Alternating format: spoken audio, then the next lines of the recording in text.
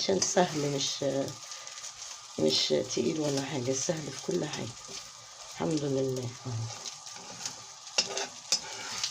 اللي عنده 2 كيكتين وبيضة ممكن يعملها، يعني زي ما انتوا عايزين.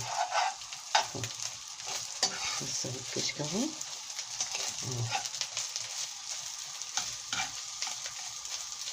زي ما انتوا شايفين كده اهو البيض استوى، وزي ما انتوا شايفين كده الكشك اهو اتعمل قدامكم جميل، وملكوش على ريحته وجمال الزبدة فيه، وريحته جميلة وهو طعمه لذيذ كمان. لما تعملوه ما تحكموش عليه، لما تعملوه تجربوه وتدوقوه ان شاء الله هيعجبكم، وهو طعمه جميل وخفيف وحلو، وان شاء الله يعجبكم وتعملوه يعجبكم. كل سنة وانتم طيبين، والسلام عليكم ورحمة الله وبركاته.